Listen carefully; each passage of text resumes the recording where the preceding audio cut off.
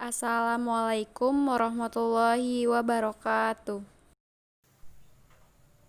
Hai teman-teman, perkenalkan nama saya Anissa Yudhistira dari kelas E dengan nomor pokok mahasiswa 20 11 10 0401. Program studi Pendidikan Guru Madrasah Ibtidaiyah, Fakultas Tarbiyah dan Keguruan. Di sini saya akan menjelaskan kembali materi budaya nasional Indonesia yang membahas tentang wujud akulturasi kebudayaan agama Islam di Indonesia. Akulturasi sendiri merupakan suatu proses sosial yang timbul manakala suatu kelompok manusia dengan kebudayaan tertentu dihadapkan dengan unsur dari suatu kebudayaan asing. Proses akulturasi melahirkan kebudayaan baru, yaitu kebudayaan Islam Indonesia. 1. Seni bangunan. Seni arsitektur Islam yang menunjukkan akulturasi dengan budaya pra-Islam, antara lain makam dan masjid. Keduanya menunjukkan bentuk-bentuk akulturasi dengan kebudayaan setempat sebelumnya, yaitu kebudayaan prasejarah dan Hindu-Buddha. Bentuk seni arsitektur yang lain seperti keraton, benteng, dan pemandian sejauh ini tidak banyak menunjukkan akulturasi dengan seni arsitektur budaya setempat. Salah satu contoh seni bangunan yaitu bangunan masjid. 2. Seni budaya. Pengaruh Islam tampak dalam 3 bentuk kesenian dapat dilihat dalam wujud seni budaya seperti seni tari. Terdapat seni tari di Indonesia yang mendapat pengaruh dari Islam. Yang pertama, tari debus, diyakini sebagai kesenian asli masyarakat Banten yang berkembang sejak masa-masa awal Islam, yaitu semasa pemerintahan Sultan Maulana Hasanuddin. Debus menjadi salah satu sarana penyebaran agama Islam. Pertunjukan debus ini diawali dengan nyanyian atau pembacaan ayat-ayat tertentu dalam Al-Quran serta salam atau salawat kepada Nabi Muhammad.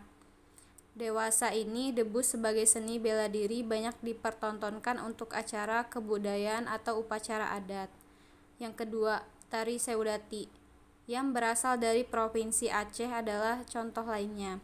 Tari ini adalah contoh pengaruh Islam dalam bidang seni, di mana Seudati sendiri berasal dari kata syahadat yang berarti saksi atau bersaksi atau utusan Allah.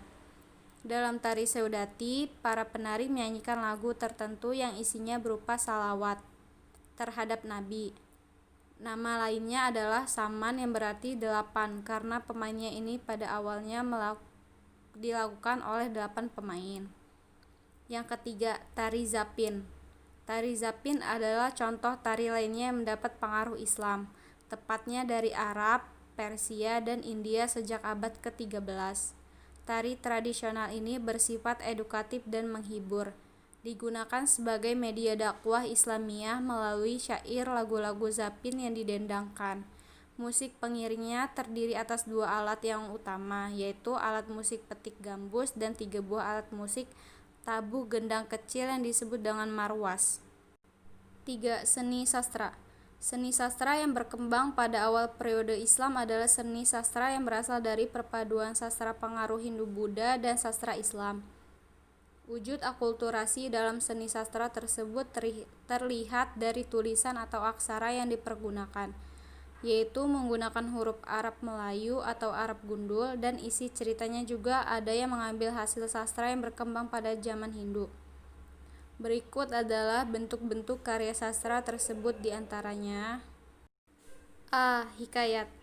Hikayat merupakan kisah perseorangan yang diangkat dari tokoh-tokoh terkenal yang hidup pada masa itu, seperti Hikayat Hang Tuah, Hikayat Panji Semirang, Hikayat Bayam Budiman, dan lainnya. Karya ini merupakan pengaruh dari budaya Persia. B. Babat. Babat merupakan suatu karya sastra yang hidupnya dalam masyarakat tradisional dan lingkungan kebudayaan Jawa. Babat termasuk dalam jenis historiografi tradisional dengan ciri utama bercampurnya unsur sejarah dan dongeng.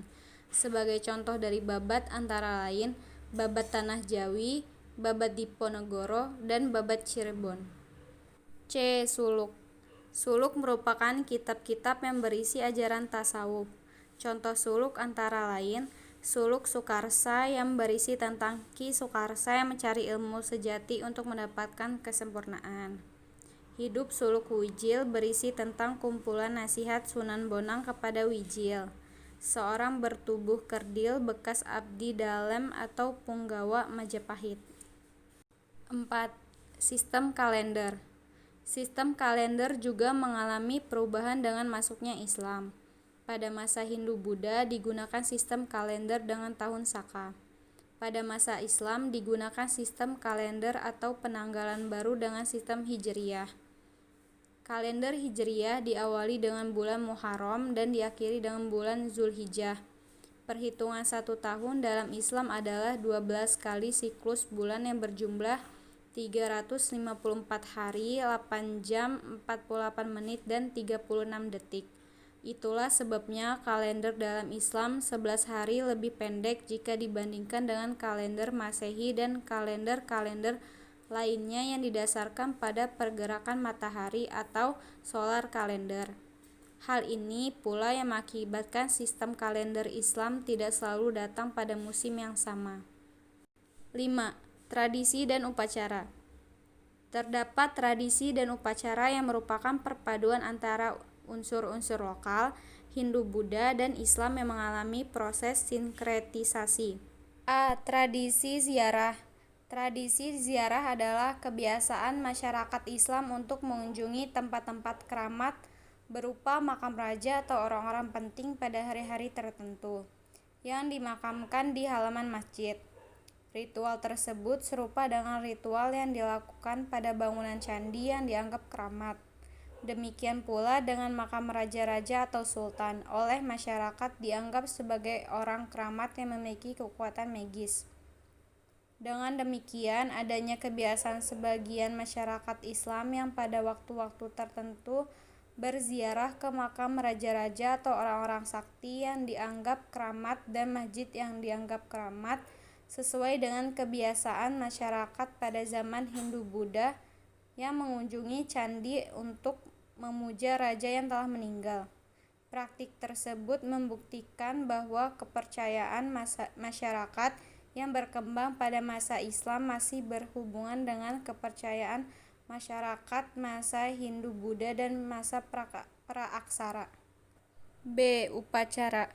Upacara-upacara keagamaan sebagai wujud akulturasi dengan agama Islam yang sampai saat ini masih terus dilaksanakan adalah peringatan Maulid Nabi, Isra Mi'raj, Hari Raya Idul Fitri, dan Hari Raya Idul Adha. Upacara grebek Maulid di beberapa daerah biasanya disertai dengan membersihkan benda-benda keramat seperti keris, tombak, atau benda lainnya. Perayaan grebek besar dan grebek Maulud dilakukan di Demak, Surakarta, Yogyakarta, Cirebon, Banten, dan Aceh. Sekian penyampaian materi dari saya. Apabila ada kesalahan, saya mohon maaf. Terima kasih. Wassalamualaikum warahmatullahi wabarakatuh.